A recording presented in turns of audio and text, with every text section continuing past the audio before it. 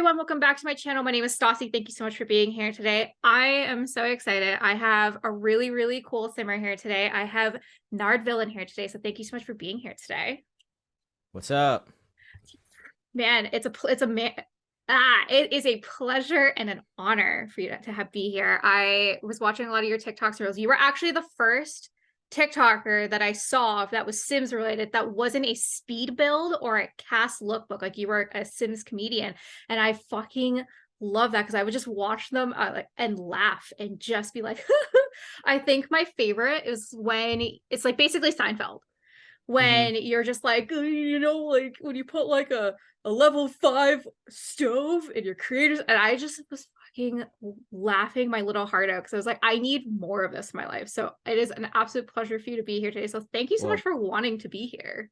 honestly, I've always wanted to be on the show. Like I was saying behind the scenes, it was like when I think, like I said, I think you showed up on my feed, whether Mhm. you interviewed somebody or it was somebody sharing it, and I was like, wow, I did not know Sims podcast actually existed. So I was like, let me share it. Maybe just be like, oh, I like your podcast, hoping that you invite me on. And I look at it, here we are, So yeah, that's super cool. I love that. People are always so intimidated to ask me because I've now starting to interview a little bit more bigger simmers. This is an open invitation to anybody. I mean, currently this season is booked, but I always have a cancellation list. But in season 3, if you just want to come on this show, you just gotta ask. You just gotta Mm. be like, "Hey, Stas, I like what you do. Can I be Yeah, on it?" And it's I'd be really like, cool. "Yeah, of course." Well, Nardvillain, why don't we start off with a little bit about yourself and your Sims history?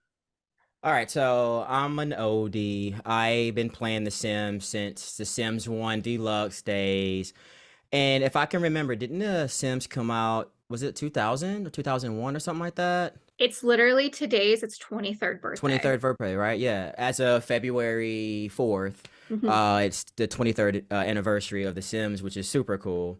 So yeah, I started out playing when I was in high school. I guess that gives an age number on how old I might be. And yeah, I started playing it right around that time, and then I went to college, played a little bit of Sims 2, the bootleg version. Sorry about that, guys. And then I actually did end up buying Sims 3, but I had this like laptop computer. It was like an old MacBook that had like I think it had like maybe 4 gigabytes of hard drive space on it. So it's back in those days where your memory was like maybe 500 megabytes. That was considered pretty fast back then. And I had the Sims 3 disc, but it just didn't work Mhm. on my computer. So that's probably around the time I gave up on the Sims franchise, not by choice, but just because I just didn't have a computer to play it. And then right before the pandemic, obviously Sims 4 has been out for quite a while now. I said, you know what, I'll go ahead and pick it back up. I kept seeing the price points on like Origin and on the Mhm. EA website that it was like you can buy the base game for like $4 or whatever. So I was like, let me give it a try because I was playing Sims free play for years. So I was like, that was keeping me into the whole Sims franchise. I was like, all right, I can rock with Sims free play, but I just got tired of spending money on buying like the coins to Mhm. better my careers or whatever because it's pretty challenging. It's a really hard game to play without spending money. So then I eventually ended up buying Sims 4, fell in love with it. I think I love the graphics with Mhm. Sims 4 versus like the gameplay with Sims 2 is just, I mean, it's uncomparable between the two, but it just kept me busy. It was fun, Sims 4 was a fun game. And then obviously the pandemic happened, and then I started to really play the Sims 4 and start like diving into the different DLCs for it. So that's pretty much my history in regards to the franchise. And then when I'm not obviously playing Sims, I'm a videographer, photographer. That's I guess, my day job. So it's like I'm kind of doing the same things as a career, as I content create. So basically providing content for other brands while also providing content for myself, Uh, podcasting and all that stuff too. I love that. Now, before we dive into a little bit more of your Sims history, and I can tell you Mhm. how much of a nerd I am when it comes to The Sims, I started like Stassi throughout the pandemic. I worked as a social media manager, and I got really tired of hearing the word no at work. Mhm. Anytime I would have an idea, I would be shot down as no. This would not be good enough. Because it's corporate America. If it's not kissing ass, it's an immediate no. Right. So I really started my channel so I could always say the word yes. Yes, I want to do this. Yes, I am in the final control of what I produce and what I create. Is that the same with you? That when you started your Sims, like this journey, you get to Mhm. say the word yes because no one's going to say no to you. Yeah, absolutely. And just creating outlets for creativity too. And Mhm. being able to do like another outlet of, like I said, creativity without being questioned on like the direction, the path I want to take with the creativity. And that was the same with my podcast too. Like when I started my very first podcast back in 2008, I wanted to do radio and I had no experience in radio. So I was like, you know what? I mean, I'm not gonna like let my experience keep me from at least Mhm. like doing or at least trying to experience what it would be like if I was on the radio. So I was like, you know what? This podcast thing is kind of new. I'm gonna Mhm. just create my own opportunity. So if there's ever a situation professionally, I can maybe have a chance by, hey, just go check out my podcast. I mean, I've kind of been doing it on an amateur level, but you know, and then also with podcasts, like you said, like I can do whatever I want. Like there's no like, no, you can't do this. No, you can't air this. Like, no, this idea, this concept is kind of whack. No, so it's kind of like you're kind of creating your own outlets. And that was the same with me with the Sims channel. It's like, I love storytelling. I love being able to Mhm. be creative and when that's taken away from me, for example, with the pandemic, I do a lot of hospitality work, and I have a blog too where I go out and feature bartenders and chefs and stuff like that. So whenever the pandemic happened and we're all in lockdown, I had Mhm. all this extra energy Mhm. and I just didn't have an outlet for it. And I kind of felt bummed out, almost kind of depressed a little bit for being honest. Mhm. And I had all these ideas brewing up on this new direction I wanted to take, which was The Sims. And I was like, you know what? Even if I don't share it, at least I can be able to create these awesome stories that I'm already doing Mhm. within the game, but maybe just trying to record it and seeing how it might look if I kind of like, recorded my own gameplay and narrated it and stuff like that. And that's how the initial channel was born. So yeah, just like you, it was kind of just taking the lead on it. I like that. I When I started this, I had no plan of where I was going. I was just like, Hmm. I'm gonna do this because I like doing this and I Right. like talking to people because for me, I worked from home every other day. I would only see two of my coworkers because we were like one day in, one day out, and it was rotating just because the pandemic, we couldn't all be in the office together. Me and my fiance both worked from home. I mean, I love Hmm. him dearly. I mean, I'm gonna marry him, but I need to talk to other humans that are not my Right. mom or my best friend. Like I needed to talk to people, and that really, I was like, well, why can't I can talk to the Simmers. And then it kind of just grew and grew and grew, and I liked the creative process of just I could just do whatever I wanted. No Hmm. one was saying no. Yeah. I could interview any guest. I mean, at the beginning, it was like pulling teeth to get guests because no one knew who Hmm. I was because I was literally Yep. just this random girl who's just Hmm. like, I'm gonna start a podcast. And I thought I was like the it shit back then because I was like, I can do this. But looking back at it, I was just like, I was so thankful for for these opportunities that I was Hmm. able to get myself into. I think I was just kind of at the right place, kind of at the right time, if that Hmm. makes sense. Yeah. But yeah. But But with anyways, the but sorry, with the no. earlier Yeah. start, but with the earlier start of your podcast when it was fairly new, like how did you keep the motivation going though? Like knowing like, man, well, not a lot of people are wanting to be on the show. It's fairly new. Like how did that keep you from like being like, cuz just imagine you're like, I don't really like the idea that I'm putting this effort in it and no one's listening or no one wants to be on the show. Like just imagine if you stopped, it wouldn't be where it's at now. So how did you just kept going with it? I also love I can tell you're a podcaster right away. Oh, really? Oh, I'm sorry. I didn't mean to take away the. I No just feel one like it's really cool hearing people's story. No, it's okay. No one ever Yeah. asks me questions. I'm Oh, always oh, the my one that bad, my asks, bad. but no, please ask me as many questions as you want. I like it. It was interesting at first to say the least. I kind of just kept going with it. I would just kind of get a guest, record it, and be like, cool, I got an episode in like 2 weeks. It's kind of really just how I did it. I just kind of was just like, I didn't really think that it was gonna really go anywhere. I just kind of thought it was just fun, right? Yeah. It was just a fun thing that I did. I didn't tell anybody that I did it because they'd be like, what are you doing? And then when it would start to come out, like what I did, people would be like, that's like you're a Michelin star chef, like what are you doing? Like this is not what you like what you should be doing. And I was like, well, this is me being creative.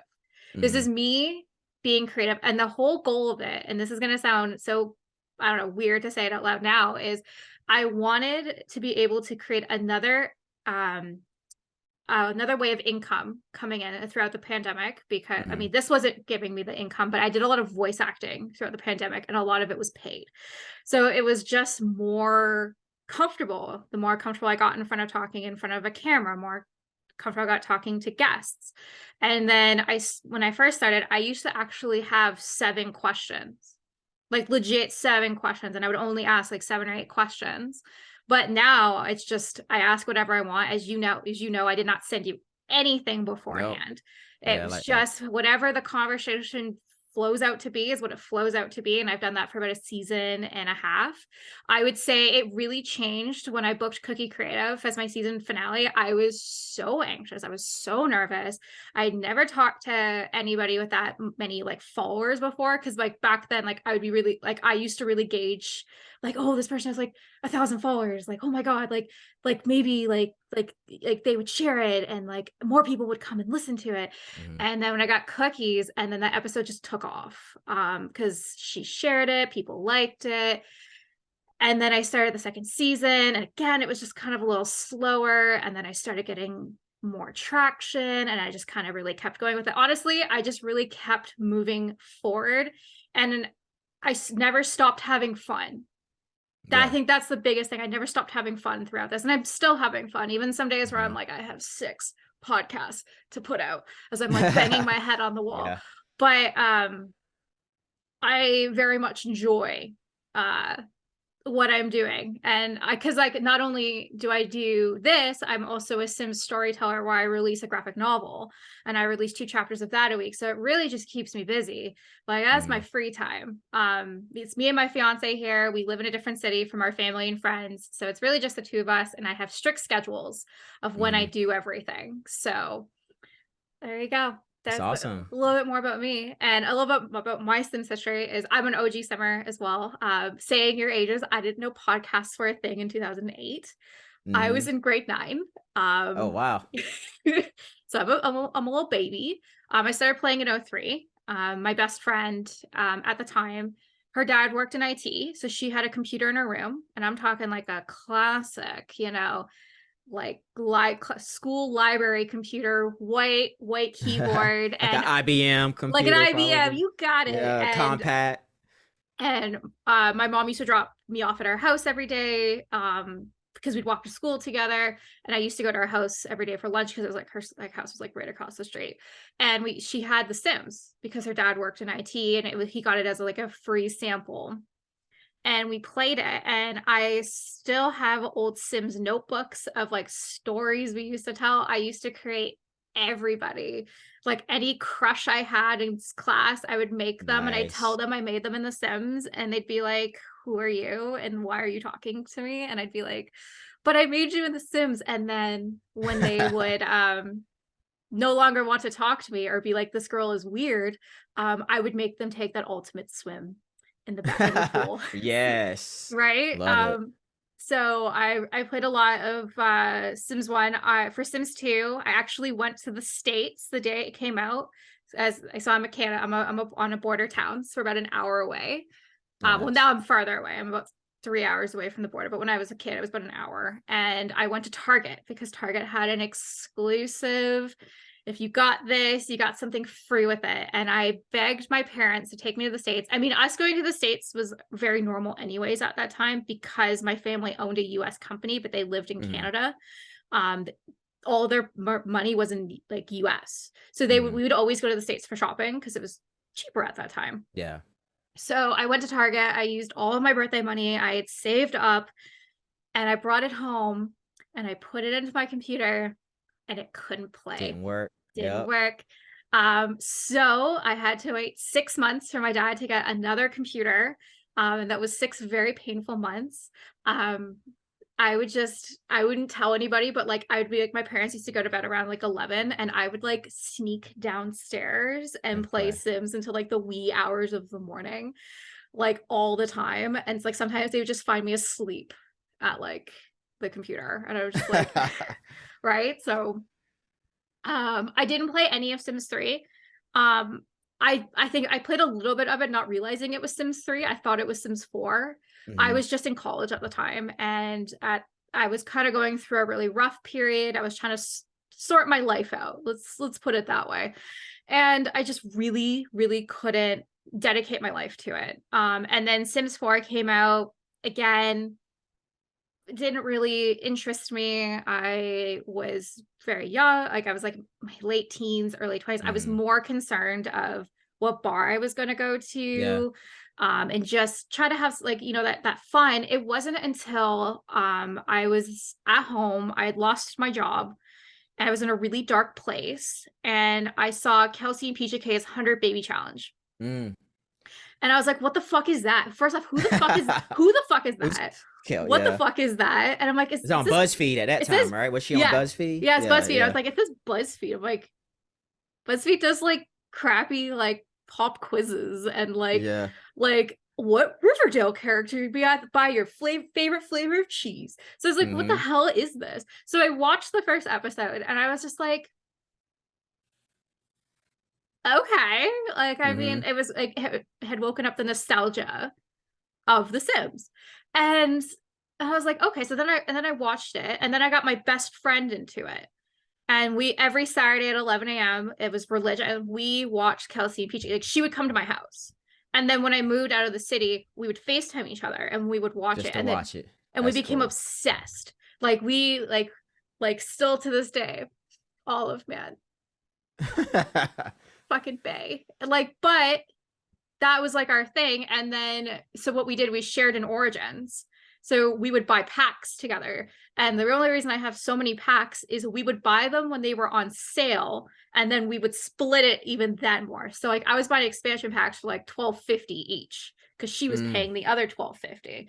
And we did that for a good while. And then the pandemic hit and then I'm the leader of my girls group and I wanted to come up with a way to like have a positive anything.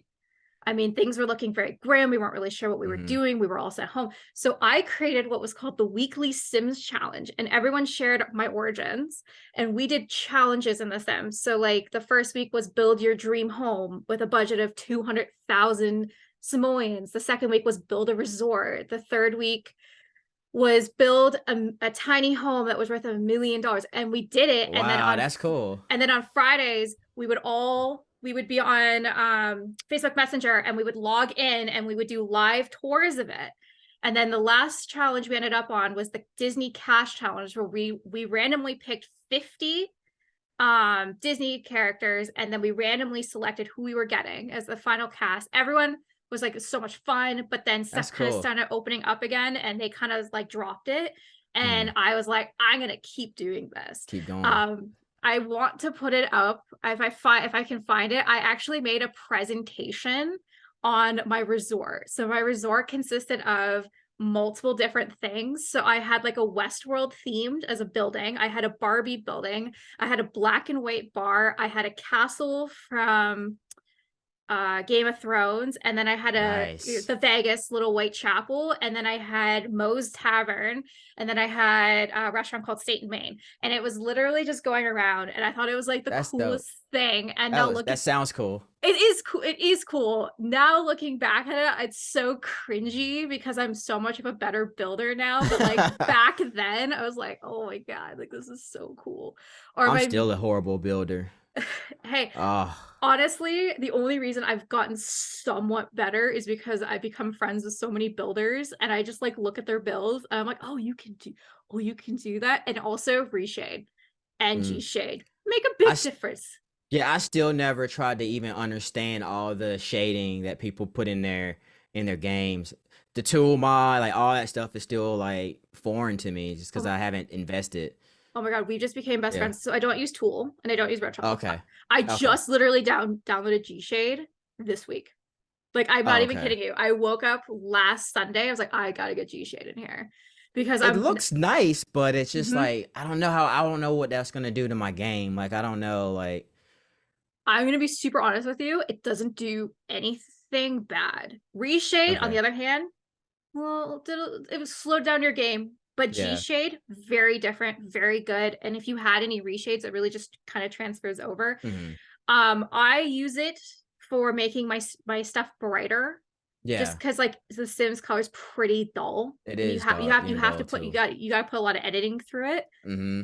But I literally just found this perfect reshade. I just switch it into the one I want, take a photo, exit out, and I'm back to the bright screen. So if Oh, you nice. need tips and tricks, I might uh, need them. you might like honestly, I fought tooth and nail before I was like, I'm not gonna do reshade. I'm not gonna do those like those standard Instagram build photos. Nah. I I'm I'm It's fully in all enough. reshade, huh? It's all reshade, Oh, hundred that's what's percent. up. Yeah. So, anyways, that's a little bit more about my Sims history, and I've just been playing The Sims 4. Really kind of never stopped after Hmm. since 2020. I don't Yeah. think my Sims playing is gonna stop probably for a long time. Hmm. Knocking on wood. That I will continue to do this because I very much enjoy it. Now, I want to speak about something that I want to talk about with the announcement this week Hmm. because I like I said, I work in marketing, I work corporate America. So anytime Sims has these, bless your time zone because you're actually able Oh to my like goodness. watch that stuff. For us, it's always like 2 p.m. in the Hmm. afternoon or something. And I'm just like, guys, I'm in a meeting. I'm always in a meeting, no matter what I am. So I'm trying to watch it on Twitch. And I talked about this in the summit that I couldn't watch it because there was no subtitles. So I was like, that's really shitty. What if you're deaf and you are Hmm. trying to watch this and don't know that it's being other simmers are streaming it on their channels? But at the Right. time, I was just literally just pressing play, and I found the announcement boring. Just You I talking felt about the like, behind the Sims? yeah, Yeah, behind yeah. the Sim Summit. I really kind of felt like it was an announcement for an announcement. I was excited for infants. I Hmm. mean, asterisks. I'm excited for the people that want infants Yeah, to that's how have I am infants. too. Yeah. Yeah, like as I'm, if there's an off function for them, I'm going to have an off function for them Hmm. because I feel like it's going to break the game. They're gonna use a lot. I think they're gonna use some of like the cat and dog like code for it to like move, and I think Hmm. we're gonna see some like funky ass infants just like Yeah. crawling. And then they obviously talked a lot about the mobile and Mobile, the and free play, free play, which Project Renee a little bit. Project Renee, which is leading me to be. What are your actual thoughts about Project Renee? Well, Project Renee, I think, is going to be one of those enhanced versions of Sims 4 with, I guess, a little bit of multi, I guess, multiplayer functionality, Mm-hmm. cross platforms with mobile and PC. I'm just curious to see. My thing is, I want it to still just look good. Like, I want it Mm-hmm. to obviously have great gameplay, but the reason why I like Sims 4 so much is because of the graphics. Yeah. So if the graphics are great, cool. A lot of people, again, who are like builders and like to remodel homes and stuff, I think they're gonna really love the idea of them bringing back the color, maybe the color wheel, being able Mm-hmm. to utilize the furniture, being able to actually basically create a couch to your liking or a chair or Yeah. whatnot. So I think that type of playability, I think, will be really awesome for those who are going to be into that type of element. But as you all know, or as you know, I'm mostly on the gameplay side, so I haven't seen a lot of the gameplay functionality of what they've been teasing. So they've been mostly teasing like this is kind of the work in progress of the interface. These Mm-hmm. are some of the ideas that we're trying to do when it comes to single player versus multiplayer. And plus, since it's in the earlier stages, I'm kind of like, Well, I'm hoping that they show us some gameplay because you know how like Paralyze is kind of like starting to show us a little bit of their Mhm. gameplay functionality and things that you can do and build and buy and create a paralyzed person or whatever. We'll call it that. Um, but I think for me right now, I don't really have, I guess, high expectations for Project Mhm. Renee because I want to see more progress of the gameplay. And I want to see how it looks. Like I want to Mhm. see is it going to be very attractive in regards to the graphics. I'm still stuck on Sims 4, so like they're still pushing out I guess kits and game packs and expansion packs. So it's kind Mhm. of like they're not even slowing down on the Sims 4. So I'm still slightly curious on the longevity of Sims 4 when it comes to that. So um well, we do know that we're going to get a new Sims game at some point. Yeah. Um in regards to just behind the Sims in general, I'm a big nerd, so I did enjoy like maybe the behind the scenes stuff of the development because Mhm. I'm always curious on like how they how what the process is like when it comes to the audio and making Sims move and stuff. Mhm. But I think that behind the scene for me, this is my opinion, of course. I think behind the Yeah. Sims isn't really geared towards like I think people like myself because we just want the news. Like we just want to know, like, well, are we getting infants? What's the new EP like? Like, tell Mhm. me that and be done with it. Behind the Sims is stuff like for people who aren't like us, you know, like creators that just want the news or this is my opinion, but just wants the news and stuff. Like I think that's just geared towards people who want to sit down for 20 minutes and really see the inside Mhm. of the game because they just like really want to watch like a full on show and it's produced. It's nicely produced, but I think it's for a different audience, and I don't think it's for everybody. But I do like the approach that they're trying to do for that community. You Okay. know, I so like that. So that's they just the way can, I look at it. hey, Yeah, I totally got you. It's basically trying to stop a leak, right? Even though they had a leak yeah. this week. Yeah, and that's what. And here's another thing. I don't Yeah. understand how there's always a leak. Like Xbox, I'm telling you, like as soon as I know I can rely on Xbox for a leak. There's always something being dropped on the Xbox or on some type of software. Like if it's Origin, like someone's on there Hmm. seeing what the pack's gonna look like or what the title of the pack's gonna be. It's just so crazy how they let those things slip in the cracks like the day before Hmm. the actual announcement. I'm like, how does that even work? Like how do people can easily dig in and find those and just find that information before the actual franchise can even release the information? It's crazy, but hey, it's news and it's gets people excited. So there's always somebody waiting for the leak. I was. Literally. Hmm. Because like, so I watched the summit and I had a special podcast this week, like the next day to talk about like everything that was on the summit. And I was hiving and I was humming. I was like, should I move it until we can learn more about the new expansion pack? No, I was good. I literally woke up that morning and printed off everything because the German company, I think it was like Mm, CW Retail, just like literally did I put it out there and I was like, awesome. This is so mm, great. This could have literally been avoided. I yeah. this is my thought I would have had about the summit. I wish they would have just moved it to Thursday. I Hmm. wish they would have just had the announcement for the expansion pack come out at the same time instead of it being like That's smart. here's Hmm. this and then here's that. As someone who's marketing, I would have suggested if it's like for me, the reason I think this, the trailer wasn't ready or there was Hmm. something wrong because it Yeah. makes no sense to have because it was a pre-made trailer. Yeah, it was. It was a Yeah. pre-made trailer, right? So And then the show was pre-made too, so and the they show could was have pre-made too. easily. They could have easily just moved it 48 hours. All you had to do is to say, listen, we've come up with some unprecedented technical issues. We need to push it forward. No one would have given a shit. Like Hmm. no one wouldn't have cared. But the fact that they went ahead, it was fine. Some moments were a little awkward. And then 2 days later, we're gonna put out the trailer for the news expansion, but it gets leaked the day before. Like I think it was just kind of like this really could have just all been prevented, but instead it was just like, oh, okay, well, there's a leak, whatever. We're not even gonna address it. And here's a trailer, and I hope you like it. And that's it. Like I Hmm. was just kind of shocked that like EA just never really goes in and tries to and like say like, yeah, like it was leaked. Sorry, Yeah. we'll do a better job. Like they've never really Yeah. done I that think to my that's just knowledge.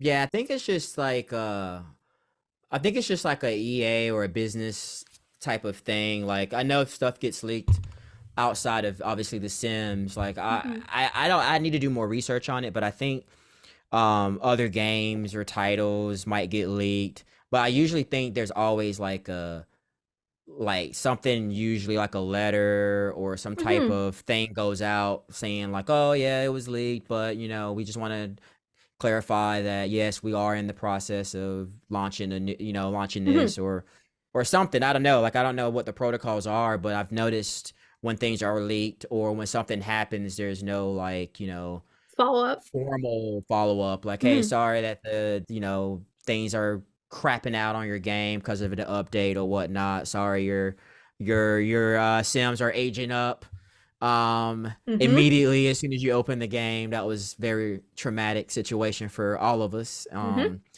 That's one of those moments where you wish you didn't have your game in a long span Hmm. lifespan.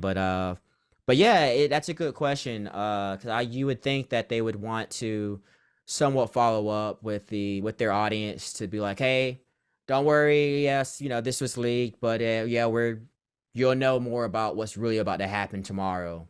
You know, at least give us that. But Yeah. I don't know. I mean, it's maybe it's a business thing. Maybe it's something in their contract or whatever that they have to legally be able to do. Maybe you know their legal team is saying brush it off, don't say anything, whatever. I don't know. It could be a multitude of different things, but um, or they just don't care. You know, at the end of the day, they probably don't care because I don't know. See, you know, it's like it's crazy. And then the people who really want to say something probably can't say anything Hmm. of the legal Hmm. issues behind it, probably. So, I and like you totally said, it agree. could. Oh, go ahead. No, go ahead, go ahead, go ahead.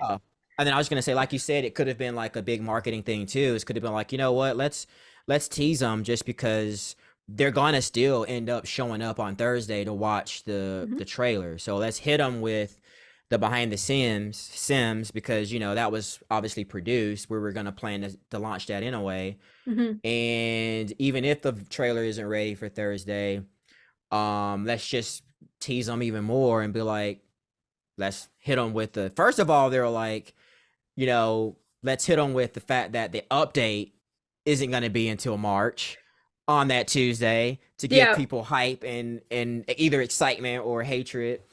And then on Thursday they hit you with all the questions everybody was asking because of Tuesday, like these don't look like infants, they look like toddlers, you know, and I didn't want Hmm. baby. So you get all that on Tuesday and Wednesday.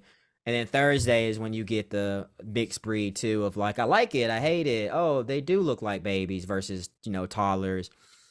This look like Parenthood 2.0, you know, so you get all your Hmm. different spectrum of opinions, but that's The Sims for you. I mean, it's been like that I think for quite some time, you know. It's like Hmm.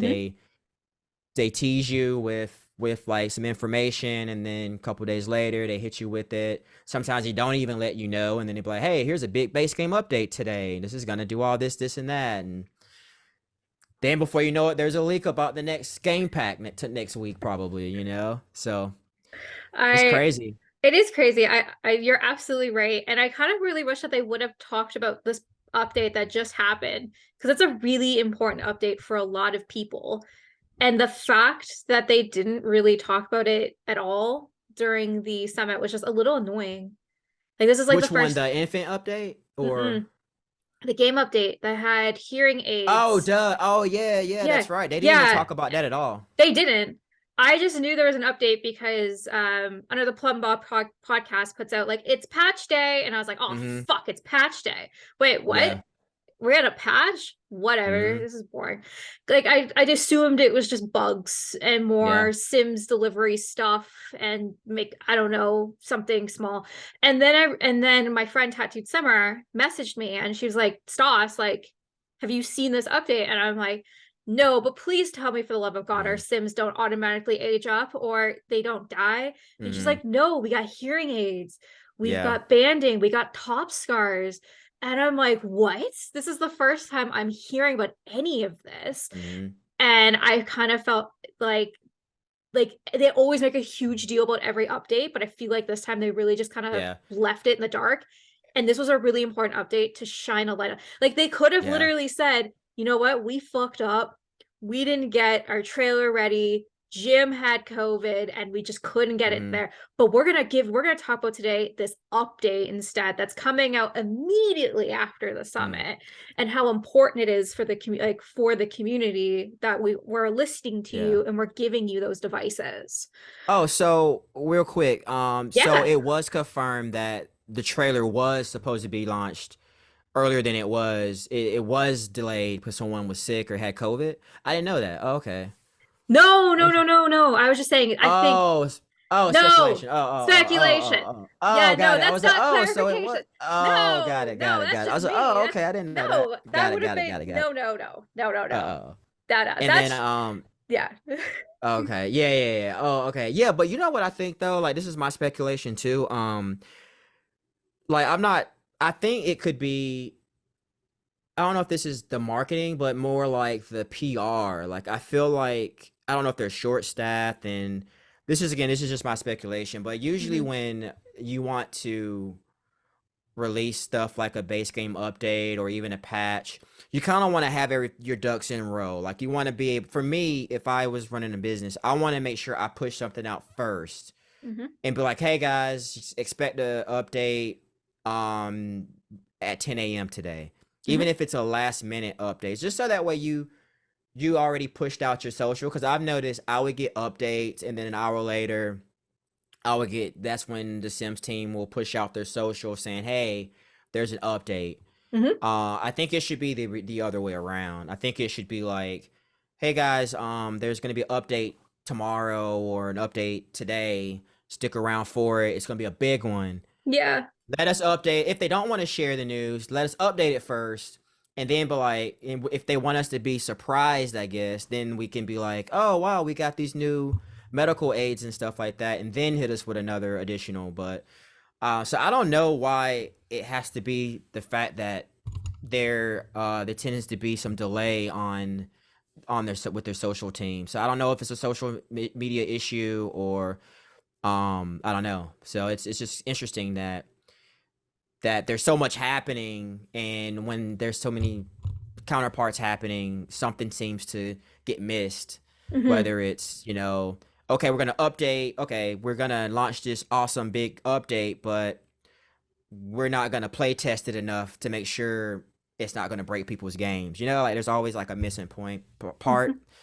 So I don't know. Like I don't know if it's maybe a social media issue in regards to us not finding out, because that's huge. I mean, I think that update is a great thing for people, so that can give more people the ability to feel like they can they can create Mhm. themselves even more. Like having the what they have, the scars. They also have the hearing aids. I think the Binding, yeah, binding, and the and shapewear and light switch. yeah. So I just think it's pretty awesome that they're continuing to slowly but surely Mhm. um continue to bring representation to the game, regardless if it's something you want or what you don't want. Again, the more representation and the more like just gameplay and items you have, the more wide range of people will be accepting to playing the game. I totally agree. Something I've been really Mm. advocating and I really wish they would put in is wheelchairs and canes, Yeah. and being able to have missing limbs. Not everybody Hmm. has two legs and two arms. I really like to see that being more represented, so you're able to actually put yourself in the game instead of just, maybe you want in the Sims you want to be able to play that way, or maybe you want to actually see yourself, because the whole point is being creative. And I Yeah. feel like there's still some stuff that the Sims is missing, but when it comes to gameplay, I definitely feel like it's gotten better, and now you really focus on gameplay. Are Yeah. you excited for the new expansion pack, because it's really gameplay focused? Yeah, that's a gameplay focused expansion pack, I think, for sure. I think for me, this with the dealing with the babies, I think when I'm casually playing, I think it'll be kind of cool to Mhm. go from, I guess, the little bassinet to now being able to put them in the cribs and stuff like that would be really cool. Would be extra gameplay. And then being able to have a little bit of extra gameplay with your elders. I felt like elder gameplay was a little lackluster too. Hmm. So now being able to hopefully being able to have some additional stuff with them will be awesome. It's just so much. It's just so hard to really tell right now because you know how trailers are. I mean, it's Oh supposed yeah. to hype the game. It's supposed to promote. It's just like movie trailers. Like you're getting just like 60 seconds of what a 2 hour long movie. They're hyping up a 2 hour movie with like 60 seconds of of Hmm. footage. So with keeping that in mind, it's kind of like I'm just hoping that I'll be able to take advantage of it creating content because I'm a Hmm. game player but I'm also a content creator. um so for the most part I think it'll be fun because I think I might actually do my first 100 baby challenge. I'm just like you too. I like if people are happy, I'm happy. Hmm. I know that a lot of people wanted this for years, Hmm. and I've never expressed, in my opinion, I never expressed any desire of needing any baby infant like type life stage. So I never asked for it, but I think because I do like playing generational gameplay, Hmm. it'll add an extra little bit of gameplay for me just because I do like the idea of now being able to, it's gonna be tough. Oh my god, high chairs, but just being able to do things with my babies, and then when they age up into a toddler, do slightly different things with them. I'm not gonna lie, like that. Those two stages are just too hard for my liking. It's like Hmm.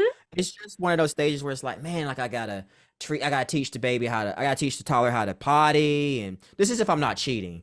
So they're just, but it's added gameplay. You know what I mean? It's like so it's just Hmm. so much gameplay there. Same with eco lifestyle. Like I hate being trying to be all eco-friendly with the environment, like it's just extra work I have to do.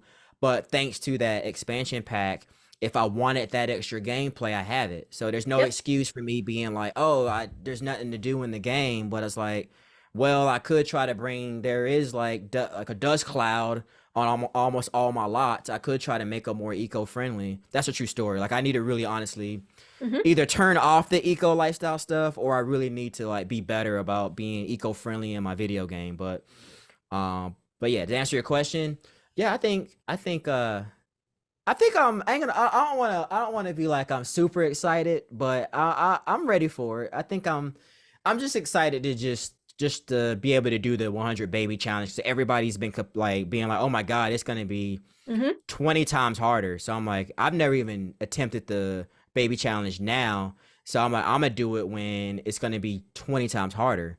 So so Well, I'm excited. But I'm I not will. like, my hopes aren't like very, I'm not, my hopes aren't up, but I like to go in there with the expectations of not getting disappointed. Like if I go in there and it's buggy, I'm Hmm. not, my feelings won't be hurt because I didn't go in there expecting this, extravagant, like, gameplay.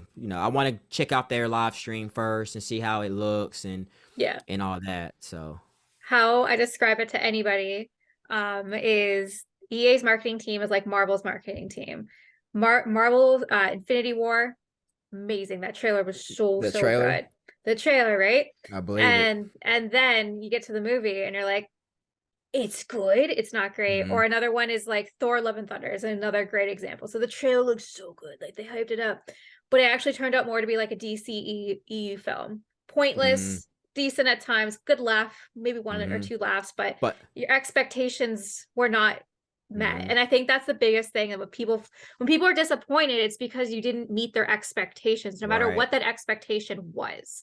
Hmm. So I think EA is just really good at that. Or like they set the bar so high with our imagination because Hmm. most people that play The Sims are creative, right? So Yeah. our minds are more open and being like, oh, well, like this and then this and then this and then Hmm. this.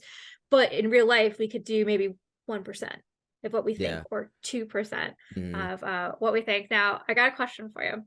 All right. I've Let's hear it. watched Let's hear it. several of your reels and you talk about one of my favorite packs all the time, which is Dine Out, the problem child that Hmm. it is. I literally watched you bring a tear to your eye as it's Hmm. like it was slightly less buggy or it Hmm. slightly worked. What do you think would make that pack better?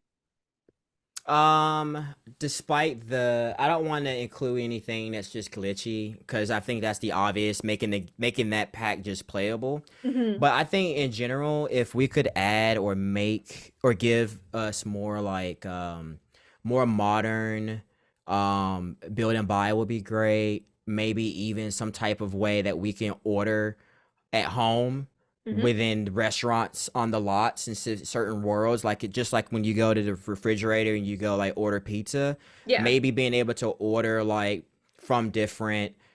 different restaurants that you might have on your lot. I think that'd be really cool. That would be cool. Yeah, I think that, and then also being able to make that game pack more compatible to some of the other packs, like get to work, being able Hmm. to go to work as a chef because that's already a base game career, that in the Yeah. mixologist. So being able to, if I don't want to own a restaurant, maybe have the option for like a chef or a mixologist go to one of the restaurants that are already on these specific lots or whatever, and be able to go to work with them and do specific tasks to be able to get promoted and stuff. And also, if you're not even, and I don't know, I always like to be able to have each pack be cross playable. Like even if I'm not playing in that household, Hmm. but I'm going to that restaurant. Like I would love to see that chef that actually goes to that restaurant as a chef to be working at that restaurant, Hmm. because I think that'd be really super cool and could be part of like a cross promote from dine out and get to work in the base game, obviously. So Uh, just seeing stuff like that, and yeah, yeah, I think. Very, very good. I like that. So Dine Out is my favorite pack. As a chef, I was so excited to get that pack, realizing how broken it was, broke my little heart. Mhm. What I would love, I don't know if you ever played the game Cooking Mama, because that was like my Mm-mm. shit growing up. Okay, so Cooking Mama is a cooking simulation game where you take a recipe and you actually make it. So Ooh. you like, so if say if you're doing chicken parmesan, like you grab the Mhm. chicken out of the fridge and you're mashing it and then Mhm. you're breading it. I would have loved that type of gameplay in The Sims, even if it's just like one or two steps of like Mhm. chopping a salad or chopping a vegetable, kind of bringing that little bit That more would be real, cool. right? That Mhm. realism and actually teaching people how to cook at the same time. Yeah. Kind of a win-win. And then you could, and then The Sims could have a real cookbook Mm-hmm. instead of the I think unofficial that'd one. be cool too. Yeah. Or you know how you can what do you call it when you in the game where you slice different garden items to Yeah. create another item? Yep. Maybe do something similar in Dine Out where you can create different put different recipes together Mm-hmm. to create a meal that you could put on the menu Yep. to then serve the customers to see what their reaction would be, and then Absolutely. they can rank it or something so that way you can like actually create your own meals outside of the actual template that they give you. Exactly. I And think then that'd be kind of cool too. you'd be able to put it into the gallery as well, Mm-hmm. and then be able to grab That'd other be dope. people's recipes and then That'd be having, super cool too. right, and then grabbing other ethnicity types of food Mm-hmm. and learning of what different types of cultures eat. I think that'd See, be that'd be cool. so EA, get on Yeah. this. This is what we Yeah. want. We Because don't. Dine Out would have been so good, right? Mhm. Like if it, like I mean, just the simple stuff. I mean, I don't know why they haven't really fixed this. Maybe it's a staffing issue. Maybe the game pack's just too old to want to bring it back. But I just think just being able to, just the functionality of I want to take my I love it's gameplay. I love if I can just send my Sims to a family every Friday, just send them out so they can all enjoy a meal within like 4 Sims hours. Mhm. But it's a hit or miss. It's like either the waiter won't come by and take your order, or if the waiter does take your order, the food never comes out. So then I question it. I say, well, should I go into another household and actually have a sim own it, cheat Mhm. up everybody's skill sets as a waitress and a chef, and then go back? Is it the same? It's the same. Like they don't show up, and I'm like, man, what is wrong? Like with the Mhm. gameplay. It's such a great pack, but wow, it's your favorite though. It is just because as But a chef, I actually, if I have yeah, to build now, I only ever build restaurants. that's I cool. I love building restaurants. It's so much fun. It's so creative. Everybody loves to eat, right? Yeah. And everybody, I can remember on like going to like out for my birthday or going out for like friends and stuff. Like it was always like going out to eat is always like my favorite thing to do besides maybe going to the Hmm. movie theater. So being able to build restaurants in The Sims, like, is my favorite thing next to Hmm. storytelling in The Sims, Yeah. without And a doubt. I like going to the restaurants. Like I'm actually probably I don't know about this weekend, but I'm gonna probably maybe stream. I'm gonna create a pizza parlor. But it's Ooh. gonna be like a I don't know if y'all have this franchise there, but it's gonna be like a pizza parlor meets Hooters though. So I'm gonna have like I'm gonna use the new kit that we just got, Yeah, yeah. the sentiments, Oh and then yeah. everybody's gonna be in the pizza lingerie. So yeah, I was gonna do that, and it'll be nothing but pizza that you can order on the menu. So I was gonna do that on stream, create the pizza parlor, and then I was in there, and then the staff would be dressed up in the new sentiments lingerie. So speaking of Oh, restaurants, I'm gonna be building a restaurant too. So that's on my to-do list. yes. I'm sorry, that's probably the best thing I've heard in a long time. I It's gonna be cannot great. wait to see that Hmm. because, like, I can't, especially since Valentine's Day is right around the corner. I can't think of anything more Ooh, romantic. I should do that before Valentine's Day. Hmm. So now you got my creative See? motors running now. See, that's what's up. Oh yeah, exactly. Well, talk about creative. You're probably one of the Mm, most creative TikTokers I have seen come for Sims related content. mm. Talk to you about your process from start to finish. Um. Okay. Yeah. Yeah. So, well, first of all, I want to say that I appreciate you earlier when you said that you really like my creative because all you do see are people who can really build, Hmm. and people who could create awesome Sims. Hmm. Those two things are probably my weaknesses. Hmm. So I get not necessarily insecure, but I don't know what the word is, but I feel like there is a space for people that want to do skits or want to do because I mean there's a lot of awesome machinima creators Hmm. out there, and but I just think the audience wants like I just want to come on here and see an awesome build. Yep. Hopefully it's on the gallery so I can go download it. Or I just need to know about the news, what's going on, when is that infant update? Boom, okay, cool. Hmm. Or you just got to be someone likable too, like, that's why a lot of creators that have like a lot of followers, they have a great personality too. But so now going back to because I those are my weaknesses, I have to heavily rely on I think I'm gifted at is obviously storytelling. Hmm. So my first step is this something that I would like to watch? Because Hmm. if I'm gonna do something I'm not gonna like, then I think it's gonna show as a product that I wasn't into it. More than likely, no one else is gonna be into it. And then the next process is when I create a story, I want a reaction. So are people gonna cry? Are people gonna laugh? Are people gonna hate it? Or are people going to be like, oh my God, thank you for the information? Or are they going to see something in the video and be like, how did you do that?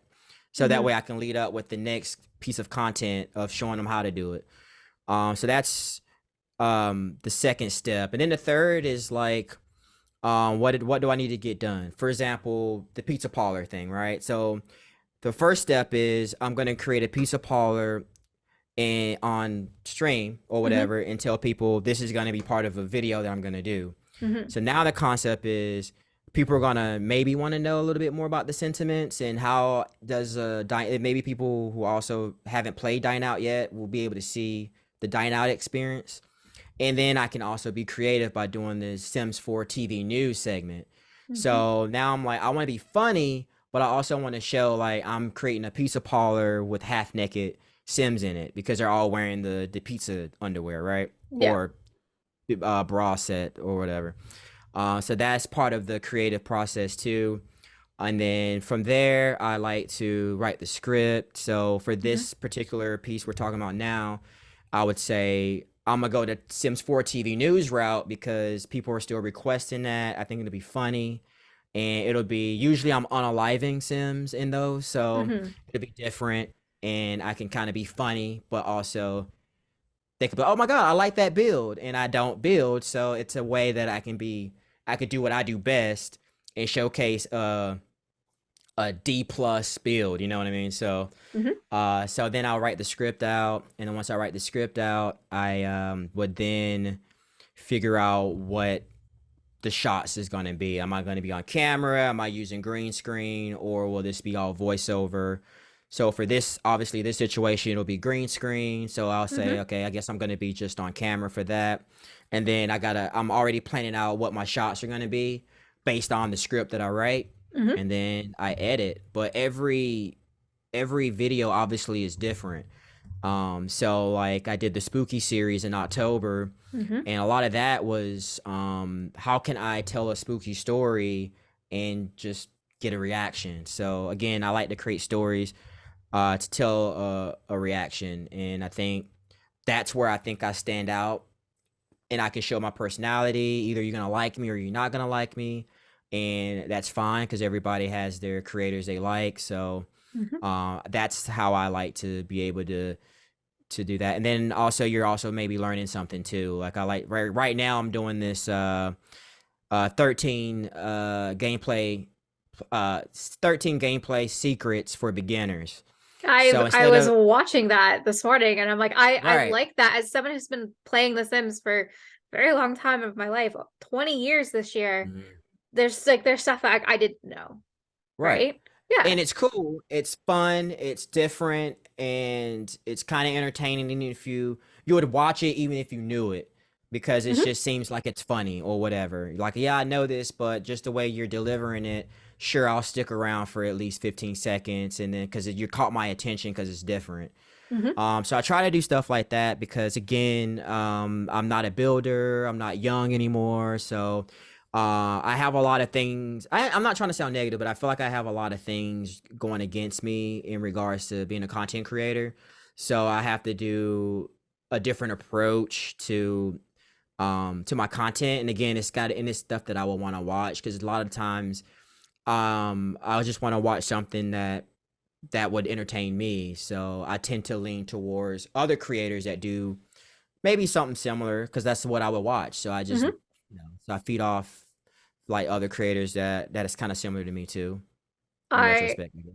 I love that. And why I love your content, and I'm gonna say this so nicely, is you're right. You're not 10, you're not a kid, Right. you're not making content for a kid. What I cannot stand, because I refuse using TikTok. I know as a Mm-hmm. social media manager I have to use it. I use it when need be, but I can't say, hi guys, welcome back to my channel. Okay guys, so blah, blah, blah. Like, Mm-hmm. you actually talk at a fucking normal pace that I can Mm-hmm. Yeah. understand what you're saying. Because as soon as I hear, you don't like super choppy back, you're like, Yeah. like I can't do that. I have an attention span longer than a second, right? But I feel like that's what TikTok is really starting to fall Mm-hmm. into. It's kids watching it, Yeah. and people are really starting to gear their content to kids. I very much appreciate that you're gearing this content to adults, and so, Mm-hmm. and you're again speaking slowly, Mm-hmm. and you're speaking professionally, and it is so well edited and so well Mm-hmm. filmed that it grabs my attention. I know it's you. Even if I don't Mm-hmm. hear your face, or I don't hear your face, I don't see your face, I don't hear your voice right away, I know it's your video Yeah. just by your editing process, where instead where it's Mm-hmm. like it's either speed builds like we talked about, or just so fast, or stop Mm-hmm. motion. Those are great if that's what you're looking for, but like I like comedy, Mm-hmm. Yeah. and you don't see a lot of Sims comedians out there creating funny content, Mm-hmm. because let's be honest, it's a game. It's a life Yeah. simulation game with funny little glitches or funny character Mm-hmm. things, or you made a room that had like 100 toilets in there. Yeah. Like, that shit is funny. It's funny for someone Mm-hmm. who's been playing like this game for Mm-hmm. so long.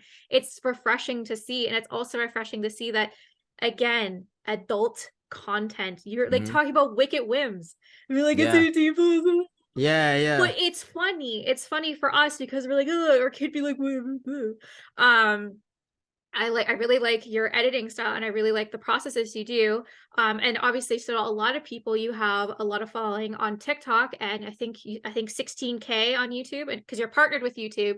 Yeah. Do you mind sharing a light? Because I feel like a lot of simmers, like, that's their goal. Like, they want to Mm-hmm. be partners with YouTube. And let's Mm-hmm. like be honest, like, it's very hard It to is. do. It's not easy. What was your process of becoming partnered with YouTube? And if you don't mind me asking, Yeah, I know you made a video of like what it's like to be a small mhm. content creator. Are you making hella money every month, or are you just scraping by paying what you pay every month to do your content? No offense. I make let's see. Now I'm doing more long form, and I'm Hmm. starting to see like some might get like $3 here and there. Like I think I've made a total of, I think the last check they sent me was like 100, maybe 100 and some change. And I'm about to cash out again. The second I got monetized in August, Okay.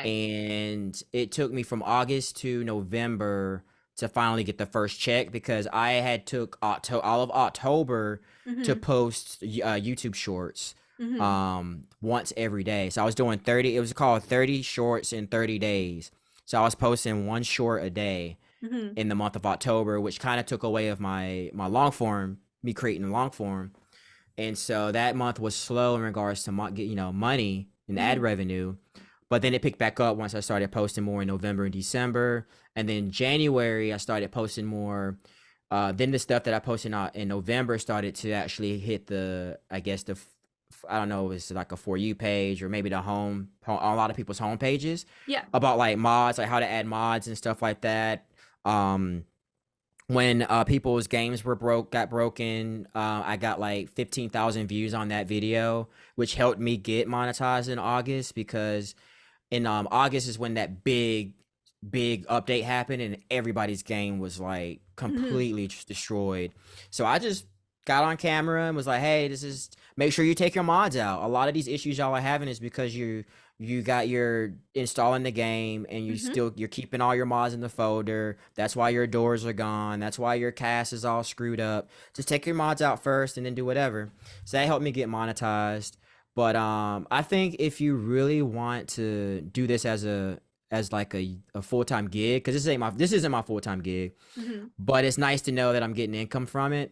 But it's definitely to not rely on the AdSense too much. Think about joining like maybe influencer programs, finding Hmm. brands that fits your niche. So that way you have like some other, join affiliate programs with Hmm. some of the software that you use or not, or products like SodaStream or whatever, or Epidemic Sound, Stream Deck, stuff like that has affiliate programs. But to get to that point, it takes a lot of work. It is hard, Hmm. and I would be lying if I didn't say it. Like, I mean, when I first started out, I literally was still working my job. I mean, I was probably working with 4 or 5 clients a week, Hmm. pushing out. At that point, I can't believe I could not do this now the way my production is now, but I was literally posting three long form videos a week at one point, Wow. 2 to 3 videos a week on YouTube. The like for the first maybe 6 months, I had like at least 2 to 3 videos because I was just so like excited to post content. And Hmm. then when I started on YouTube, TikTok, I was posting 3 videos, all right, 2 to 3 videos on YouTube, Hmm. and then I was posting 2 to 3 short form clips, fresh clips a day every day on TikTok, Jesus. every day, for probably a year. I never missed a day for maybe a year when I first started on TikTok. I was posting 2 to 3 clips a day. And again, that's like a insane. That's not even. I feel like that's nothing compared to what. Like, I mean, look at Kayla for example. A lot of you know her as Little Simsy. Hmm. She was in high school posting Hmm. videos like I don't know, like once, twice, 3 times a week. With being in high school, you got your studies and all that, and then going to college and doing it. I mean, it's like if you really want to uh to to make it work, you have to put in the hours. Sometimes you might, but I would also say take care of your health because look at a lot of big creators now where at some point they did have a mental breakdown, and you Hmm. have to sometimes have to remind yourself. I have to do that too. I'm human. I have to be like, at that point, I was posting those 3 TikTok videos a day, and I'm posting 3 times a week, and I'm trying to be batch recording and figuring out how I can be ahead of the game Mhm. in a relationship, and I got clients to deal with, and trying to deal with my mental health and my physical health. It could put a toll on you, and sometimes you can have your self-doubt too. I mean, I'm posting 3, 4 times a day on TikTok. I'm like, I mean, it's like it's sometimes it's not really registering. I'm like, man, I'm sitting here doing all this. I'm hustling, not necessarily hustling, but 'cause I'm Mhm. enjoying it. But then again, I feel like comparison is a thief of joy, and I'm gonna stick with that saying. But sometimes, you're human. You would see somebody blowing up or growing faster than you, and you're like, man, I'm sitting here posting. I think at the time posting all this great content, like you said, it was different. It was highly produced, and Mhm. then somebody will record their screen and say the same things I just said and get 100,000 views on their video. And I'll be Mhm. like, I just did the same thing and only got like 100 views. Then you just start feeling down and you start doing yourself doubt. But what kept me going was out of those 50 to 75 views, I would get 2 to 3 comments saying, I've never seen anything like this. Wow, you're different. You're awesome. Like, I love your content. Your quality is great. Like, I can't believe you're literally just telling me, oh, why does it sound so sad it's just like really, Mhm. because I'm trying, like I said, I'm trying to get a reaction out of you. So it's like I'm not gonna sit here and say, hey, there's a new game pack. I'm gonna say, hey, there's a new game pack with horror music in the back and Yeah. I'm like talking deep and ominous. So and then people are like, man, that was creepy, but that was actually kind of cool. So it's the reaction, and I think just keeping with it, knowing like I will find my people eventually. Mhm. And now, I mean, I still get that. I still get in my ways, but I have to remind myself like to just be in the journey, like enjoy those moments when you post for 50 people and 2, 3 of them say, "Hey, this is awesome. You're like my favorite TikToker," or my now it's kind of like everybody's saying "dag dag" in the comments. It's like, or your name is recognizable when you go in somebody's stream thinking they don't know you, and you're just like, "Oh, I know that game," or "Su Su" Mhm. or whatever. And they're like, "Oh my god, I follow you," and I'm like, "You follow me? I mean, I'm no one special. I'm just like you. I just like the game. I just like telling stories and creating stories." Um, so I would say it's definitely it's a lot, but I think if you really enjoy putting out content and you like doing what, like you said earlier, if you like doing if you enjoy doing it, then it I feel like the longevity of it will be longer for you. Like, I Mhm. like doing Sims content, and I like being a content creator. So even if I decided to go from Sims 4 to whatever it may be, I think I would still have some sort of audience that will follow me regardless. Mhm. I would think, but yeah. I think Hope that answered your question. that was a phenomenal answer. Like that Yeah. is a 10 out of 10. I could not agree with you more. If you're a simmer, if you don't have an existential crisis at least 2 or 3 times at the beginning of your Yeah. career, I don't think you're a simmer. Everybody goes like, who am I making this for? Who am I doing this for? And if the answer is Mhm. not for you, then Mhm. you're doing the wrong thing. Because like I used to be so guilty is I would gauge my day of how many listens I had. So if I had a bad day of not many listens, I would have Mhm. a bad day. Um, and then when I would have like really good days, I would be like, wow, like this is crazy. Like, oh my God, like Mhm. finally people are seeing it. And then the next day I'll Mhm. get no listens. And you'd be like, Mhm. what the fuck? Like I Mhm. just how could I go from like X amount of listens to this Mhm. in Yeah. like how? And then you're like, well, who am I doing this for? I'm doing this for so much work. As like you said in a Yeah. relationship, like we're both gonna get married this Yeah. year or next year, which again, congratulations. Thank you. Thank you. My partner is amazing, but I don't like you can see this is my hallway. My Mhm. bedroom's right there. And like I have a spare bedroom, but that's my fiance's office because he works from home. Mhm. Like when I'm filming, he's in the uh first level or basement with noise canceling headphones on, being quiet for multiple hours on end. And he does it so willingly and so happily and has never said anything bad about being like, listen, it's podcast day, like Mhm. get out of the house because unless you want to be quiet. Um, and he's like, he's always been supportive, and he understands that, like, for an example, I know it sounds really bad, but tomorrow is a podcast day, tomorrow's filming day. Mm-hmm. I've had my schedule for tomorrow since November, and his cousin's being baptized tomorrow. I'm like, honey, I'm sorry, this, like, I've already done it. Like, I've already had Yeah. this, like, my day booked, and I don't like canceling. I've only canceled Right. once this season because I was having a medical emergency. But and he's like, it's okay, I understand. And Mm-hmm. it's again, it's so nice to have a partner that understands Supportive. and Yeah. supportive, right? And I'm sure your fiance is the Yeah. same way as Same. well, right? Because, like, Yeah. that's like every content creator needs a solid rock behind them. Who that solid Mm-hmm. rock is. For me, it's my best friend Sierra, my mom, and Jason, my fiance. Those are Mm-hmm. my holy trinity of just keep me straight and Mm-hmm. keep me humbled at Yeah. the same time. And Yeah. when I have a good listening day, they humble me right back down. Like, Mm-hmm. you're Yep. still Stassi, right?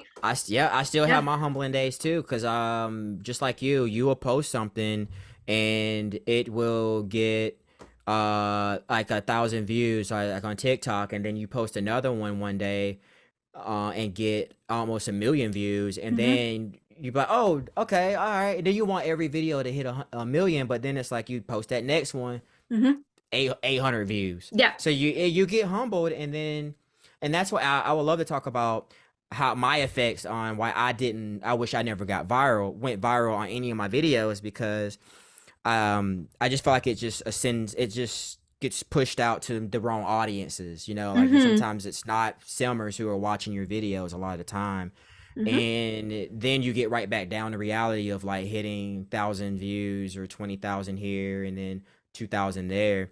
um but but yeah, having a support group I think is obviously very crucial, because as a content creator or someone who works from home, or you don't have like employees or whatever, because I'm technically self-employed. I do have an LLC, so I can hire people Mm-hmm. that can help me, like, subcontract stuff out, drone operators, additional videographers when I have bigger projects or whatever. Mm-hmm. um but at the end of the day, it's like every basically everything that I do is usually solo. Like, my Mm-hmm. work, I go as a photographer. I'm a solo photographer, solo videographer, or an editor. Come home, I do content solo by myself, hit milestones. Sometimes I just, yeah, I don't really have a big support group Mm-hmm. that I can support. Like, I can have like milestone celebrations here at home or whatever. But obviously my fiance would celebrate with me, which is Mm-hmm. all I need a lot of the times. But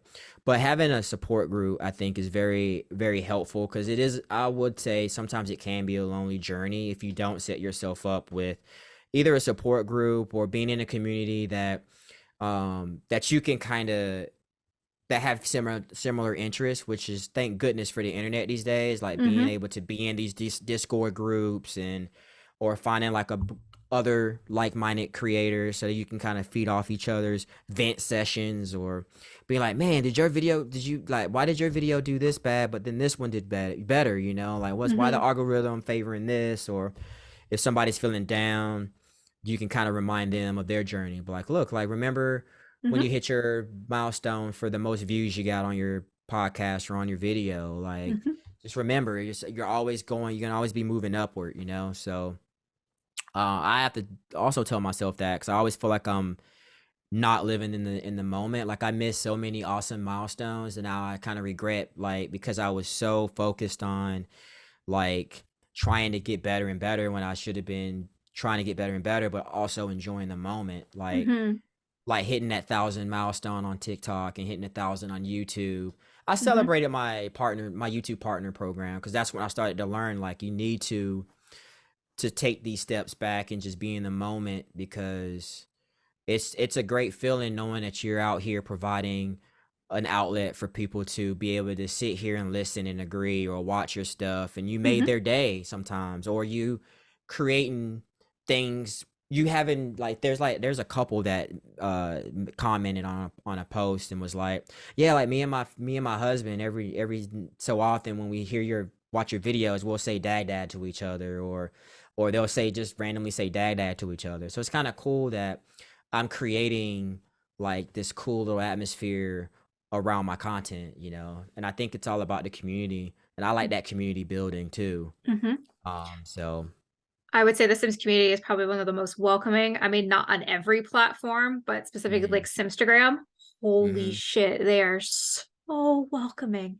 I'm Everyone's still like, trying to figure that out. It's Instagram. It's the hardest platform for me right now, I I was gonna think. say, dude, YouTube for me. Sorry, it's Simstagram. I could do that myself. I will give you Ugh. tips and tricks Please because I get. give me some tips and tricks. I will. You know what? Ah, I'm gonna give everyone a free tip and trick all right right. now. So this is lots of practice, lots of research. As Mhm. being a social media manager, it's what I do every day.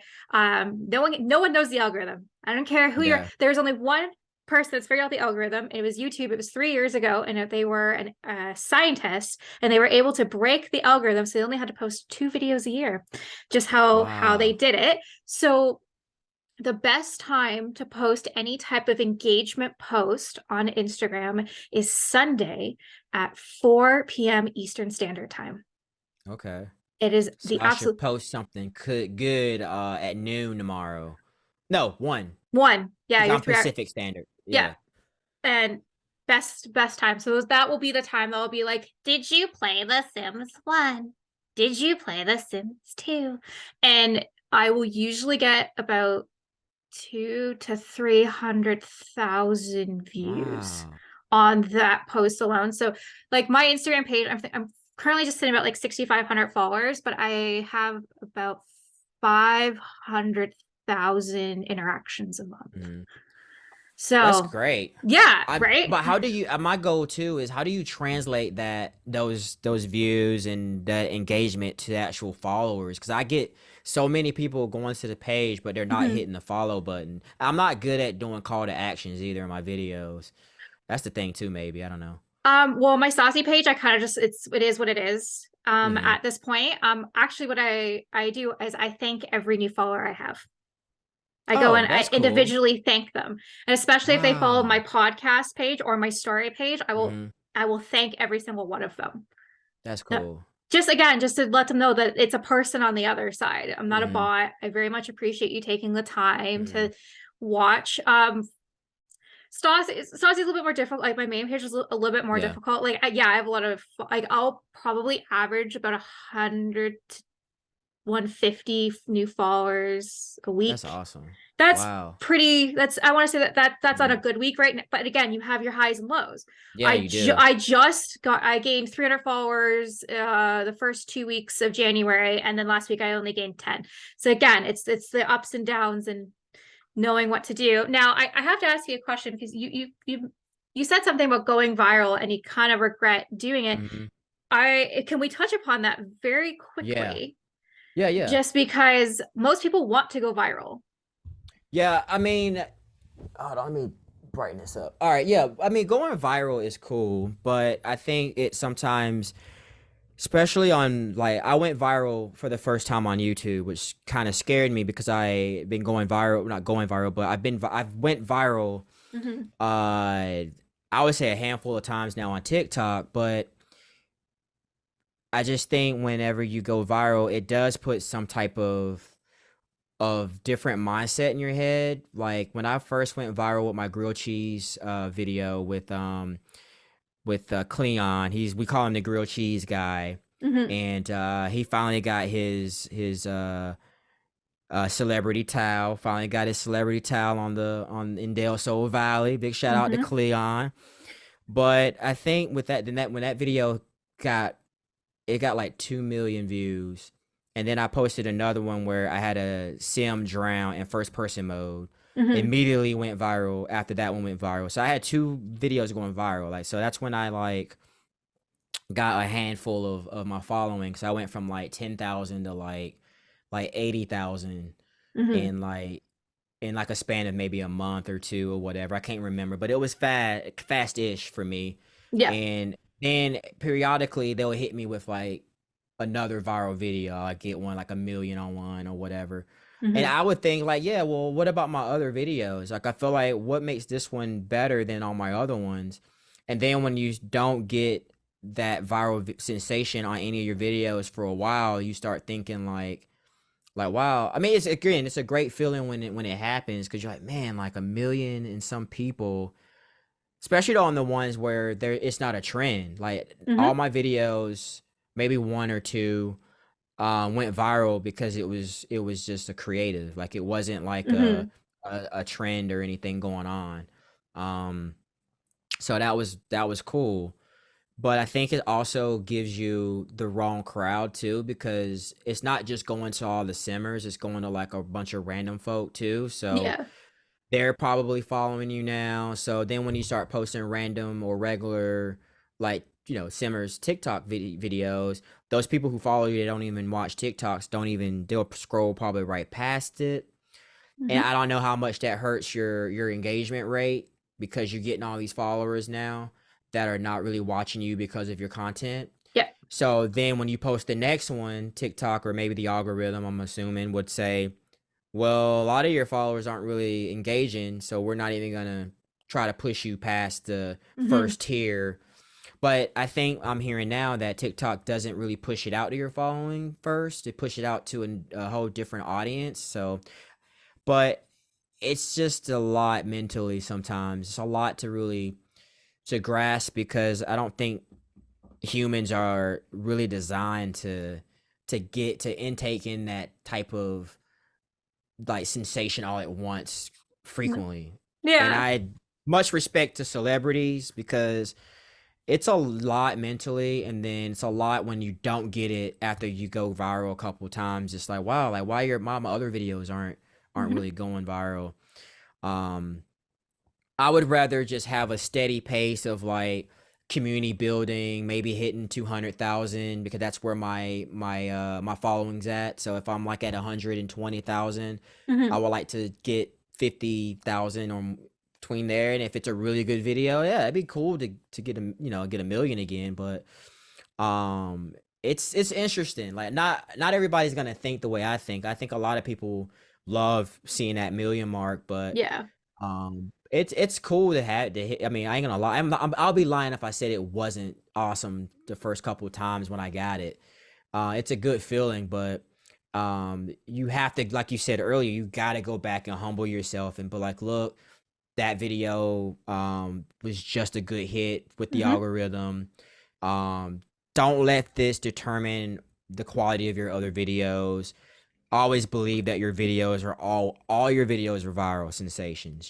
Just post the videos that sticks to your style Mm-hmm. and stick to what your community want to see, and if it goes viral, cool. But yeah, it was that point where I was like, dang, I want to go viral again, Mm-hmm.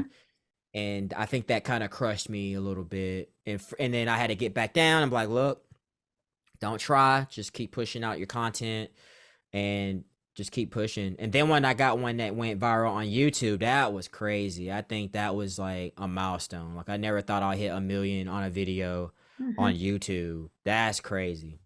That was recent, so. I love that. See, it's very different between YouTube and TikTok for Mhm. subscribers and watches.